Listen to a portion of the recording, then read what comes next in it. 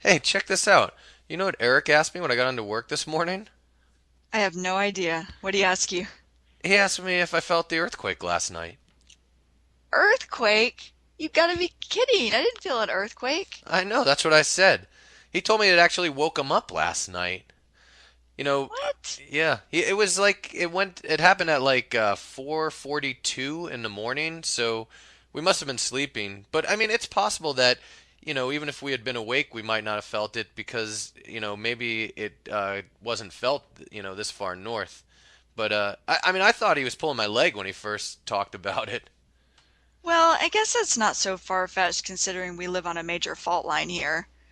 Yeah, but actually, I think this earthquake was on a different fault line, because Eric lives uh, just south of San Jose, Yeah. and the earthquake he said was due east of San Jose, so he was obviously a lot closer to the epicenter than we were. So I'm not even sure it was felt here.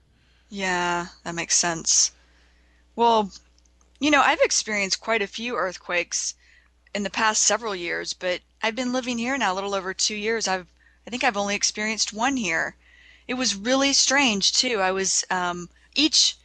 I should say each earthquake has been a completely different experience. But the one I felt here, I was standing outside a restaurant talking to AJ and another friend, and all of a sudden it just felt like this shift. It's really hard to explain, but it made me think of like a cartoon, like how in the cartoon like buildings might just shift to the right and then shift right back.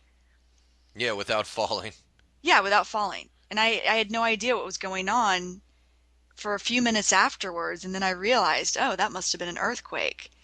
Yeah, you know what I usually notice? The times that I've been at home here Yeah. and there's been an earthquake, it's almost as if there's this really big train or like a gigantic Mack truck going by, and suddenly I start to hear the heater shaking, and it's like the noise is like is loud for like a second, and then it's gone.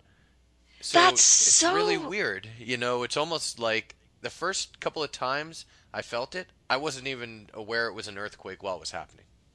well, that's so funny you say that because one that I experienced in Bangkok, it actually was after the tsunami.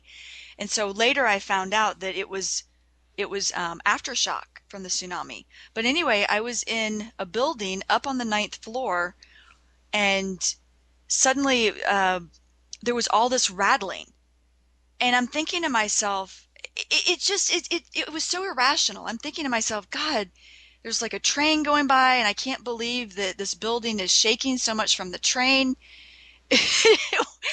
And of course, a train wouldn't have made a building, or at least me up on the ninth floor, feel something to that effect. And I think it happened about two times. And that one wasn't until several days later when I was talking to people and they were like, "Oh, did you feel the earthquake?" Then it dawned on me, "Oh, that was an earthquake." Yeah, It I was, know. It's crazy how when you're not used to feeling them, you could think it's something else. yeah, I mean, yeah, totally. I've been living here for a while now, and I've definitely felt my share of earthquakes. I mean, when you live here, it's a given that you're going to experience earthquakes. You just hope that you're not going to be here for the big one, you Yeah, know? right. When I first moved here, it was about 5 years after the Loma Prieta earthquake, which was a very big earthquake here. And there are a lot of people who lived here who I met who had actually been living in the area when the earthquake hit. So it was interesting to get their perspective. And Oh, it also like made me remember where I was when I heard about the Loma Prieta earthquake.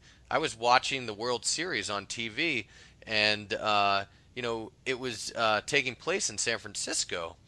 So as I'm watching it, suddenly the announcer starts saying, "Wow, I think we're feeling an earthquake here," and the cameras started shaking, and all of a sudden the TV coverage cut out.